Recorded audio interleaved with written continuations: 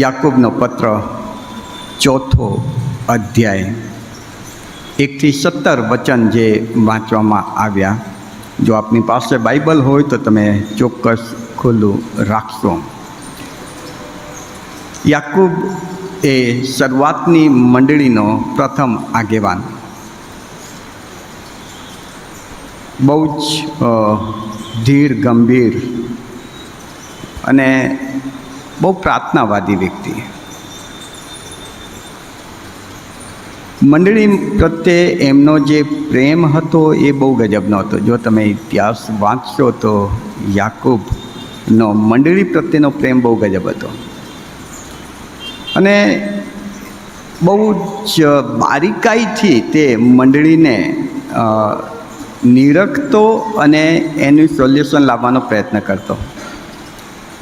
અને માટે યાકૂબનો પત્ર જ્યારે આપણે વાંચીએ છીએ ત્યારે જાણે કે સીધે સીધું એ આપણને કહેતા હોય એવું બહુ સહેલાઈથી સમજાઈ જાય છે.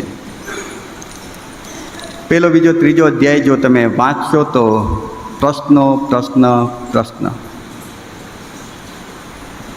જબરજસ્ત પ્રશ્ન. અત્યારે જે આપણા દેશમાં ઇલેક્શનનો માહોલ છે, તમે જેને પણ સાંભળો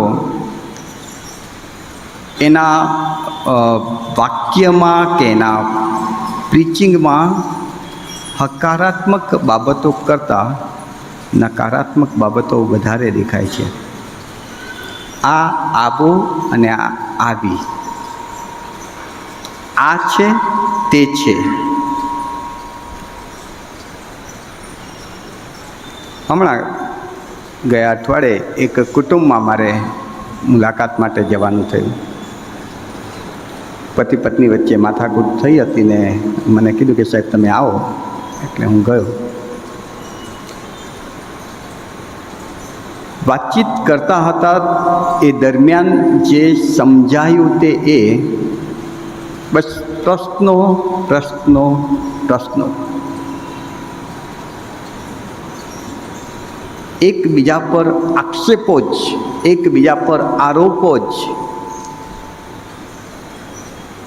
વાત વ્યક્તિની હોય, કુટુંબની હોય કે દેશની હોય,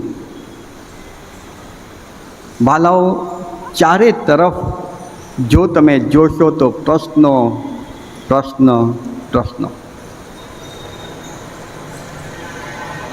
ક્યાંથી, કેમ?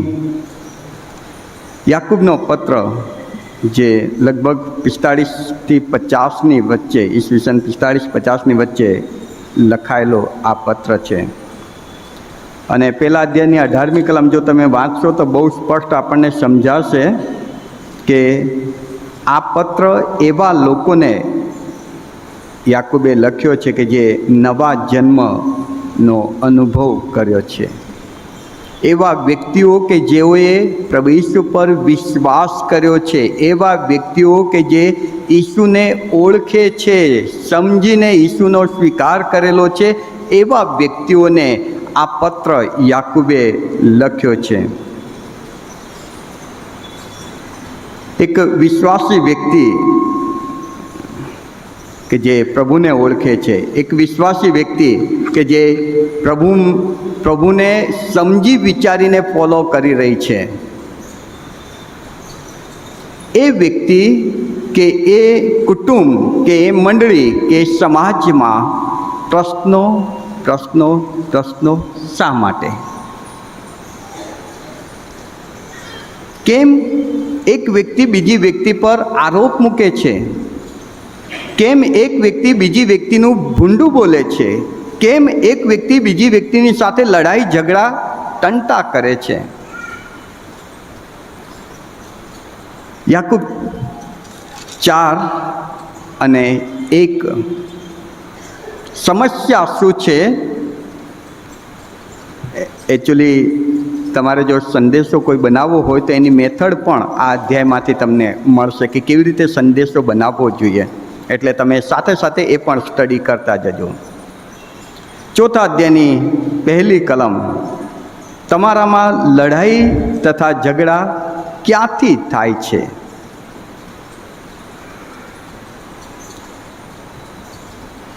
મંડળી કે જેને બાપ્તિસ્મા દ્વારા વ્યક્તિઓએ પ્રભુને સ્વીકાર કર્યો છે અને એવા લોકોને અલગ કરવામાં આવ્યા છે, એની બનેલી છે.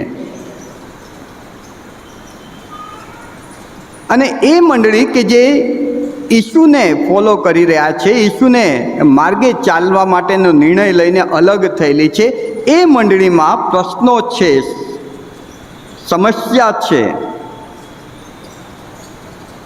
કારણ શું હતું? ઘરે જઈને આખો પત્ર વાંચજો, 1 થી 5 અધ્યાય. આત્મિક અપરિપક્વતા.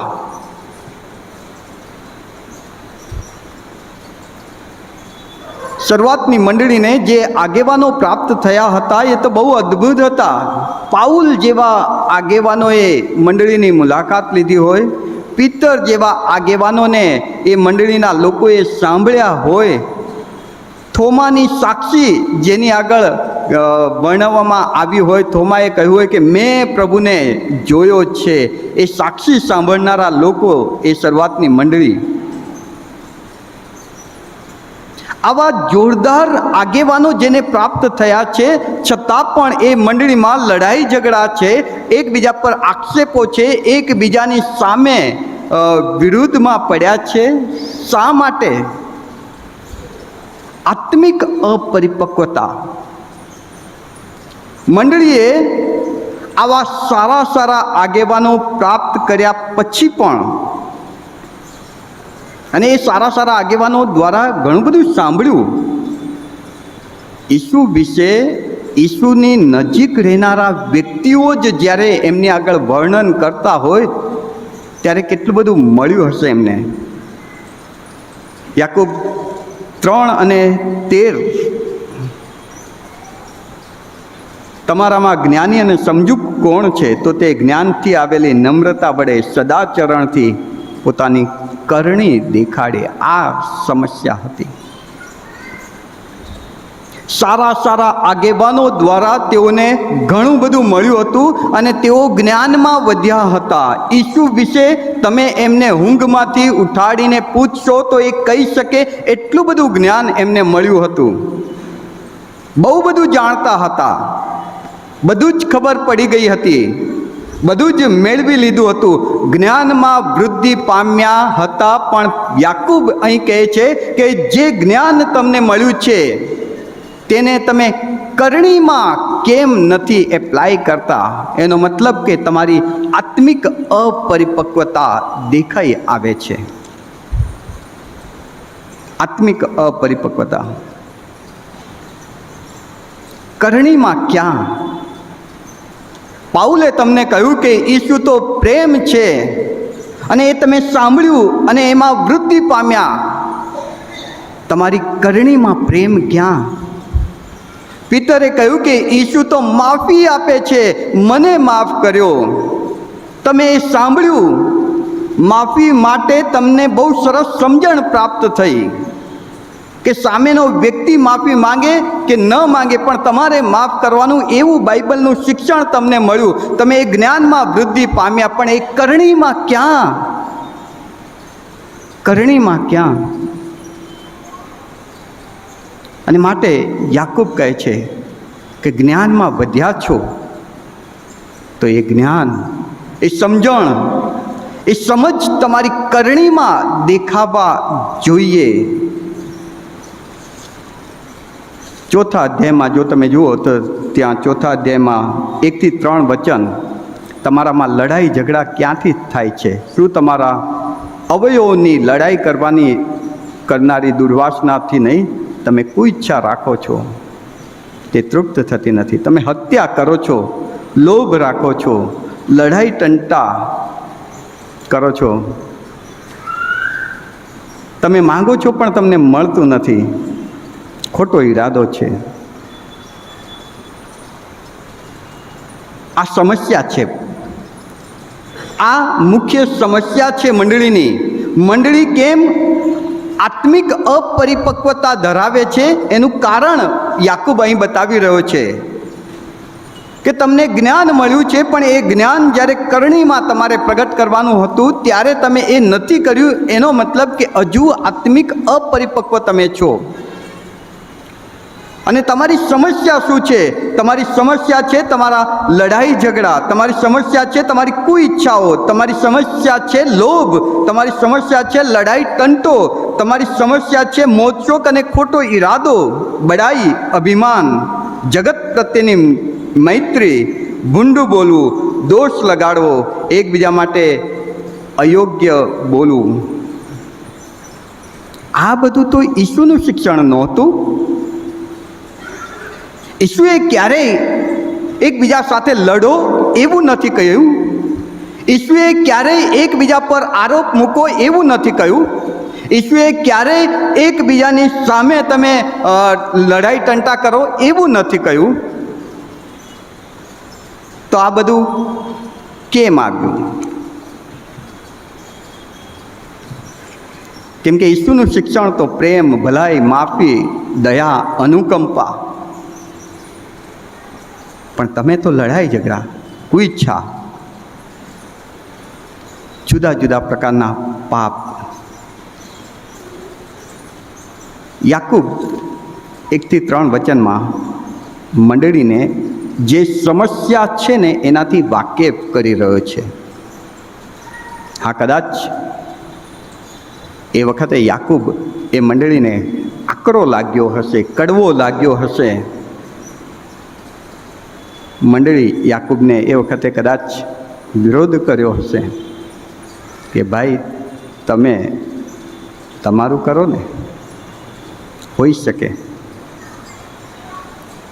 પણ વાલાઓ, જ્યારે પવિત્ર આત્મા વાત કરે છે અને પવિત્ર આત્મા જ્યારે વ્યક્તિનો ઉપયોગ કરે છે ત્યારે એ પૂરી વાત જો સમજીએ છીએ તો એ આપણા માટે હિતકારક હોય છે. અહીં યાકૂબ જ્યારે આ હકીકતથી આપણને વાકેફ કરે છે, મંડળીને વાકેફ કરે છે કે તમારામાં જે સમસ્યા છે તે એ છે કે કુઈચ્છા છે, લોભ છે, લડાઈ ટંટો છે અને ઝઘડો છે. આ બધું શા માટે? શા માટે?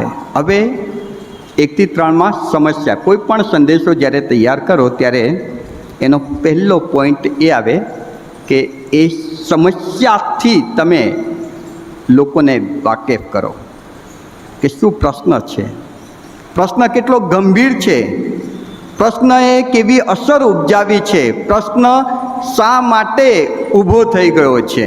યાકૂબ 1-3માં, 4થા અધ્યાયમાં 1-3 કલમમાં યાકૂબ આ કામ કરે છે. હવે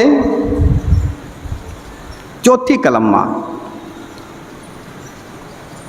પ્રશ્ન ઊભો થવાનું મુખ્ય કારણ બતાવે છે કે તમારામાં લડાઈ ઝઘડા શા માટે છે, તમારામાં લોભ શા માટે છે, તમારામાં ઈર્ષા શા માટે છે, તમારામાં અભિમાન શા માટે છે, તમારામાં બંડાઈ શા માટે છે.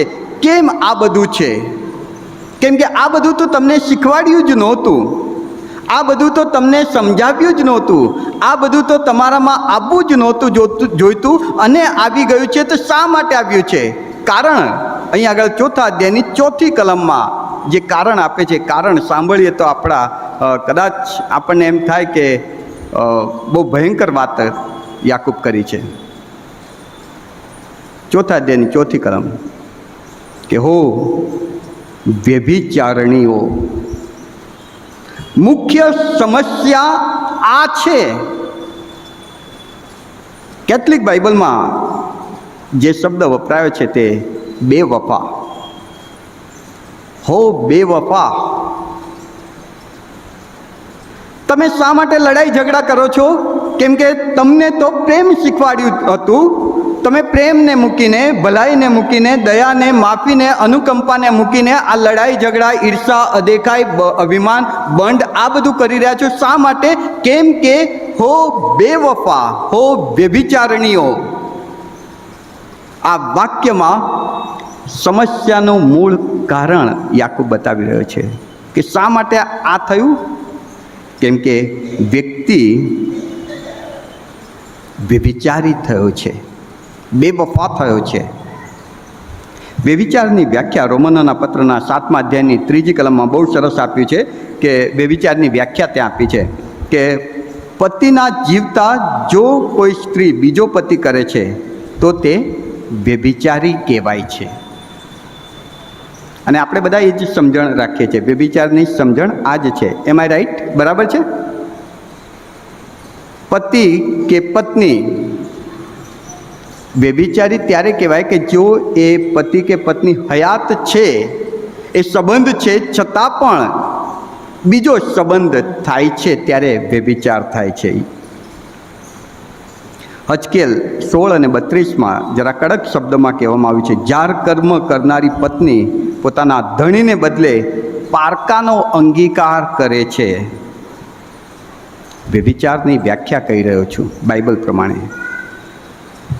યાકૂબ 4 અને 4માં યાકૂબ વ્યભિચારની વ્યાખ્યા આપતા એમ કહે છે કે હો વ્યભિચારણીઓ, શું તમને માલુમ નથી કે જગતની મૈત્રી દેવ પ્રત્યે વેર છે? અરે તમારું લગ્ન તો ઈસુની સાથે થયું હતું. તમે ઈસુની સાથે જોડાયા છો. તમારો સંબંધ તો ઈસુની સાથે બાંધવામાં આવ્યો છે અને એના માટે બહુ મોટી કિંમત ચૂકવવામાં આવી છે અને પવિત્ર લોહીથી બંધાયેલો એ સંબંધ છે અને માટે તમારી વફાદારી ઈસુ પ્રત્યે હોવી જોઈએ. પણ તમે તો જગત પ્રત્યે પ્રેમ રાખ્યો છે. એનો મતલબ કે વ્યભિચાર કર્યો છે.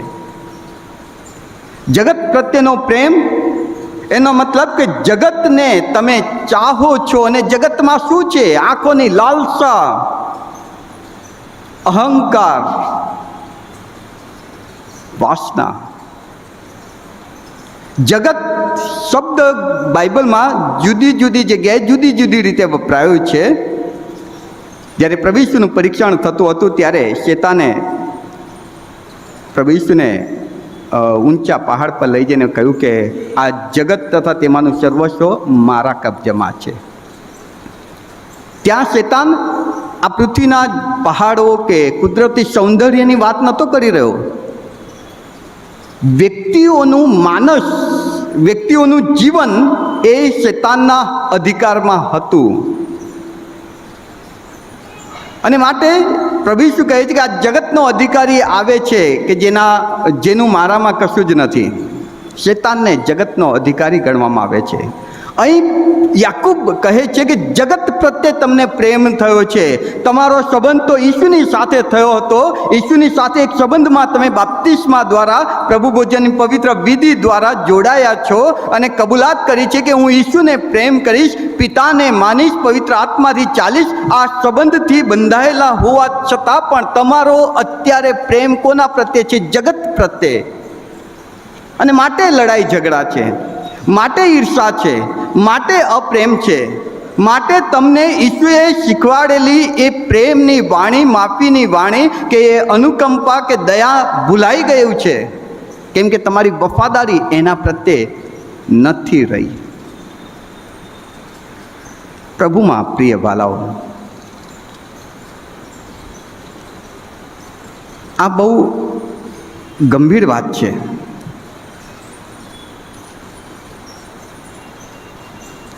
આ બહુ ગંભીર વાત છે.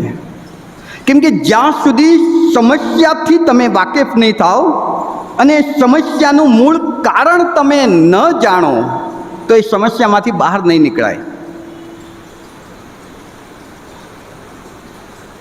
મારા માટે કોઈક ખોટી વાતો કરે છે, ખોટી સાચી જે પણ કોઈક જગ્યાએ વાત કરે છે. શા માટે એણે કરી? શા માટે એણે મારા પ્રત્યે અપ્રેમ આવ્યો, ઈર્ષા આવી, અદેખાઈ આવી કે પછી વેર આવ્યું? કેમ કે એનો ઈસુની સાથેનો સંબંધ નબળો પડ્યો છે. યાકૂબ કહે છે કે કોઈ વ્યક્તિ જ્યારે આવું વર્તે છે ત્યારે એ ઈસુ સાથે બેવફાઈ કરે છે.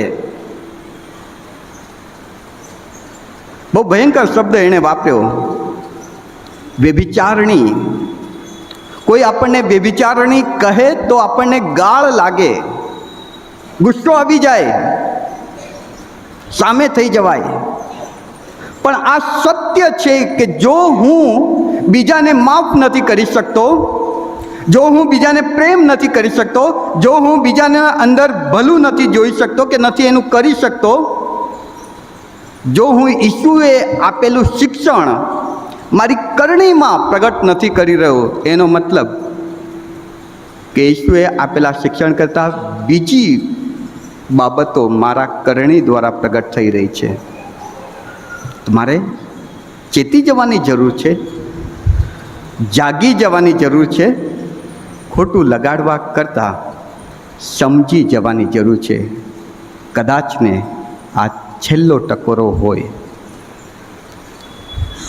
સમસ્યા બહુ ગંભીર છે કે વ્યક્તિ જ્યારે બેવફા બને છે, વ્યભિચારી બને છે, ત્યારે એના સંબંધમાં દગો કરે છે. પણ એક સારા સમાચાર યાકૂબ અહીં આપે છે. 4થા અધ્યાયમાં 5મી કલમમાં એક બહુ સારા સમાચાર તે આપે છે. અને સારા સમાચાર તો એ છે કે જે આત્માને તેણે આપણામાં વસાવ્યો તેને તે પોતાનો જ કરવાની ઉમળકાથી ઈચ્છા રાખે છે. આ સારા સમાચાર છે કે હજુ આપણો પતિ ઈસુ આપણા માટે એવી ઈચ્છા રાખે છે કે હું એનો થાઉં, હું એની થાઉં. મેં એની સાથે વિચાર કર્યો, મેં એની સાથે બેવફાઈ કરી, મેં એની સાથે દગો કર્યો, છતાં પણ ઈસુ તો એવી ઈચ્છા રાખે છે કે હજુ એ મારો કે મારી બની જાય. કેમ કે એનો આત્મા એણે મારામાં વસાવ્યો છે. પ્રભુમાં પ્રિય વાલાઓ, સારા સમાચાર એ છે કે જ્યારે તમે પ્રભુ ઈસુનો સ્વીકાર કરો છો, અંગીકાર કરો છો, પ્રભુ ઈસુને ઈસુ તરીકે કબૂલ કરો છો, ત્યારે દેવનો આત્મા તમારા અને મારામાં રહેવા આવે છે. અને એ આત્મા તમારા અને મારામાં હોવાના લીધે આપણે એની સાથે એક નાતામાં, સંબંધમાં બંધાયેલા છીએ. અને માટે આપણે ગમે એટલી બેવફાઈ કરવાનો પ્રયત્ન કરીએ, ગમે એટલું દૂર જવાનો પ્રયત્ન કરીએ, દૂર કદાચ જતા બી રહીએ ને તો એ રાહ જુએ છે આપણી. ઉડાવ દીકરો એના બાપની પાસેથી બધી જ મિલકત લઈને દૂર દેશમાં જતો રહ્યો. બાપ ભૂલી ગયો? બાપ ગુસ્સામાં આવીને બિલ બનાવી દીધું કે હવે એને મારી સાથે કાંઈ લાગભાગ નહીં? ના, બાપ રાહ જોતો હતો કે મારો દીકરો પાછો ફરે, મારી દીકરી પાછી ફરે. ઈસુ આજે પણ રાહ જુએ છે કે ભલે તે મારી સાથે દગો કર્યો, મારી સાથે બેવફાઈ કરી, પણ આજે પણ હું ઈચ્છા રાખું છું કે તું પાછો વળ, પાછો વળ. આપણો સંબંધ પુનઃ સ્થાપિત કરીએ. આપણે જે સંબંધથી બંધાયા હતા ત્યાં અનુકંપા, પ્રેમ, દયા અને માફી છે, અને ત્યાં આપણે પાછા મળીએ. બહુ સારા સમાચાર કે ઈશ્વરે એની સાથે કોણે શું કર્યું છે એ બહુ ઝડપથી ભૂલી જાય છે. આ બહુ આવો ઈશ્વર આપણને આ દુનિયામાં ક્યાંય નહીં મળે વાલાઓ. દાઉદ કશું જ નહોતો, કંઈ કરતાં કંઈ જ નહીં, સામાન્ય ઘેટા ચરાવતો. ત્યાંથી ઉઠાઈને લાવ્યા ઈશ્વર, રાજા બનાવી દીધો. મોટું માન, સ્થાન, બહુ મોટો હોદ્દો, બધું જ એના હાથમાં, બધું જ એના કંટ્રોલમાં. અને એ બરાબર જાણતો હતો કે યહોવાએ મને આપ્યું છે, અને માટે એ કહે છે કે યહોવા મારો પાળક છે. એ બરાબર જાણતો હતો કે હું કશું જ નહોતો, ત્યાંથી યહોવાએ મારો હાથ પકડ્યો છે અને મને આ માન, સ્થાન અને આ જગ્યા આપી છે. ત્યાં રહીને એણે વ્યભિચારનું પાપ કર્યું, ત્યાં રહીને એણે ખૂન કર્યું, ત્યાં રહીને એણે ઈશ્વરની સાથે, યહોવા બાપની સાથે બેવફાઈ કરી, વ્યભિચાર કર્યો. પણ ગીતશાસ્ત્ર 51 વાંચજો.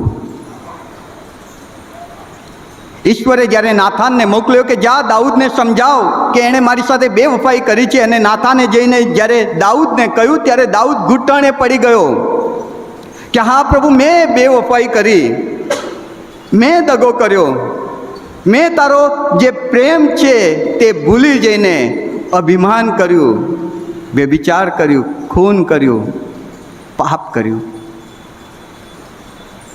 અને દાઉદને ઈશ્વરે માફ કર્યો. આ મારો ને તમારો ઈશ્વર છે.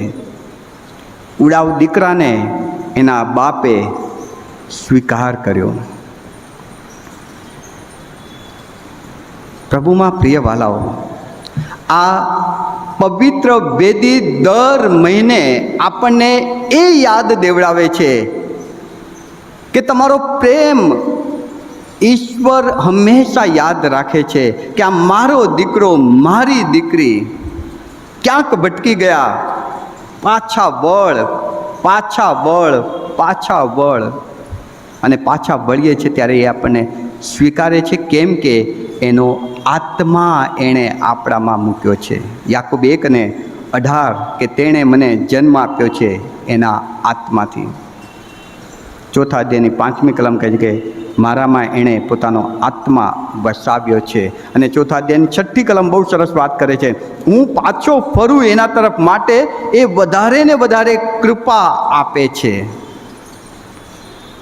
આજનો દિવસ જો આપણે જીવતા છીએ તો એનું એક કારણ એ છે કે આપણે ચર્ચમાં આવીએ અને ચર્ચમાં બેસીને સાંભળીએ. અને સાંભળીએ ત્યારે પ્રભુનો આત્મા આપણી સાથે વાત અને વ્યવહાર કરે કે મારામાં લડાઈ ઝઘડા છે, મારામાં કુઈચ્છાઓ છે, મારામાં બેવિચાર છે, મેં ઈશ્વરની સાથે બેવફાઈ કરી છે, પણ ઈસુ આજે પણ મારી રાહ જોઈ રહ્યા છે. અને એની કૃપામાં એણે એક દિવસ વધારાનો આપણામાં ઉમેરી આપ્યો કે કદાચ ને આ રવિવારની ભક્તિ સભામાં એ આવે, એની સાથે વચનથી વાત થાય, એ પાછો ફરે કે એ પાછી ફરે. હું રજા પર ગયો એનું એક કારણ એ હતું કે મારા ગામે ઘર બાંધવાનું કામ મારે ચાલુ કરવાનું હતું. મારી જ ઉંમરનો, મારા વાઈફના મામાની દીકરીનો હસબન્ડ, મારા સાડુભાઈ થાય, મારી જ ઉંમરનો તંદુરસ્ત વ્યક્તિ, ગયા શનિવારે 3 વાગે તો બધાની સાથે મળ્યો છે, બહાર ફર્યો છે, બધાની સાથે વાતચીત કરી છે, બધું જ સારું સારું, ક્યાંય કશું જ લાગે નહીં, કશું જ નહીં. ઘરે ઘરે ફરે, એ તો આખા ગામમાં ફરતો ફરે માણસ. 4 વાગે ઘરમાં આવ્યો, ખાટલા પર ઊંઘ્યો, ખલાસ.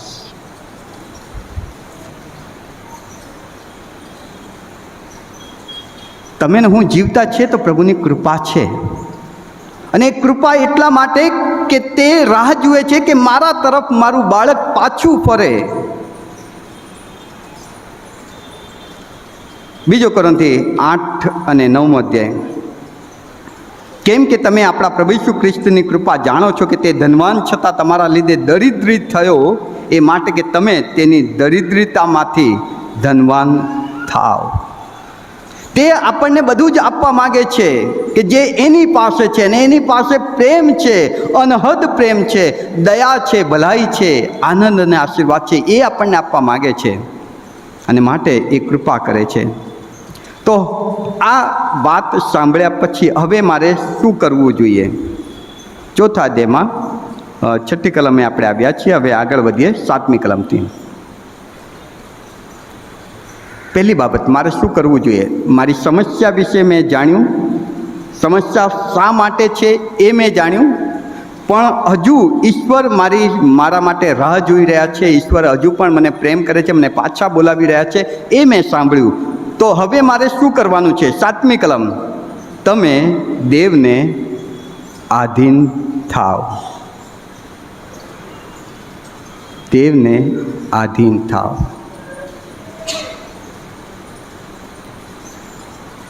એનો મતલબ કે જે વચન આજે પોકારવામાં આવી રહ્યું છે તેને આધીન થાવ.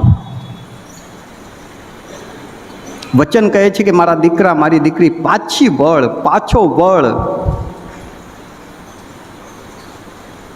અને મન એમ કહે છે કે ના, હમણાં નહીં. પાદરી તો બોલતા ભલા, અમે સાંભળતા ભલા. હજુ વાર છે, હજુ એણે મારી સાથે આમ કર્યું છે, હું એના માટે આમ કરીશ. બહુ બધું છે મનમાં કે જે મને રોકે છે. અને બીજી બાજુ વચન કહે છે કે આધીન થા, આવી જા. પ્રભુ સ્વીકારવા તૈયાર છે. યાકૂબ કહે છે દેવને આધીન થાઓ. 8મી કલમમાં એમ બીજી એક સરસ વાત કરે છે, દેવની પાસે પાછા જાઓ. એનો મતલબ કે દેવથી દૂર ગયા છો, માટે લડાઈ ઝઘડા છે, માટે ઈર્ષા છે, માટે અદેખાઈ છે, માટે બીજાનું ભલું નથી જોઈ શકતો, માટે બીજાના માટે ખોટી વાતો કરું છું, કેમ કે ઈશ્વરથી દૂર ગયો છું. એ સંબંધ મારો જે ઈશ્વરની સાથે હતો એમાં ક્યાંક વિક્ષેપ આવ્યો છે, દૂરાઈ આવી ગઈ છે, અંતર વધી ગયું છે. યાકૂબ કહે છે કે દેવને આધીન થા, વચન સાંભળ, એને આધીનતા સ્વીકાર અને દેવની પાસે પાછા જાઓ. અને હવે શું કરવાનું છે? આગળ લખ્યું છે કે તમારા હાથ શુદ્ધ કરો, મન પવિત્ર કરો. હાથ શુદ્ધ કરો, મન પવિત્ર કરો. આખા યાકૂબના પત્રનો સારાંશ અહીં આગળ આ એક નાના વાક્યમાં આવે છે. મન કે જ્યાં બધું વિચારીએ છીએ, અને હાથ કે જેનાથી કરણીઓ થાય છે. એનો મતલબ યાકૂબ એમ કહેવા માંગે છે કે તારા હૃદયમાં પ્રભુએ પોતાનો આત્મા મૂક્યો છે, અને એ જે વિચારે છે એ હવે તું તારી કરણીમાં સાબિત કરજે. મન એટલે તારા વિચાર શુદ્ધ કર, અને શુદ્ધ વિચાર તારી કરણી, તારા હાથ એટલે કે તારી કરણીથી તું જાહેર કર. ટૂંકમાં પસ્તાવો કર. બહુ સરસ વાત યાકૂબ સમજાવી રહ્યો છે. 10મી કલમ, પ્રભુની આગળ દીન થઈ જાઓ, પ્રભુ ફરી એકવાર એ ઊંચ પદે લઈ જશે. પડી ગયા છો, આત્મિક જીવનમાં બહુ જ દૂર નીકળી ગયા છો, પ્રભુની આગળ દીન થાઓ. 11મી કલમથી, હવે જ્યારે હું પ્રભુ તરફ પાછો ફરું છું, પ્રભુને આધીન થાઉં છું, મારા મનને શુદ્ધ કરું છું, ને મારી કરણી દ્વારા મારા પ્રભુના વચનોને હું પ્રગટ કરવાનો નિર્ણય લઉં છું, ત્યારે હવે મારે શું કરવાનું છે તેની સમજણ યાકૂબ આપે છે 11મી કલમથી, કે મારી હવે જવાબદારી શું છે. પહેલી વાત, હો ભાઈઓ, તમે બોલો ના, એકબીજાનું ભૂંડું ના બોલો. આ જે છે ને એને પ્રેક્ટિસમાં મૂકજો. બહુ અઘરી એક્સરસાઇઝ પહેલાં યાકૂબ કહે છે, બહુ અઘરી. એકબીજાનું ભૂંડું ન બોલો. કેટલું જીવશો, ક્યાં લઈ જઈશું? થોડીક વાર પ્રભુના ચરણોમાં બેઠા છીએ.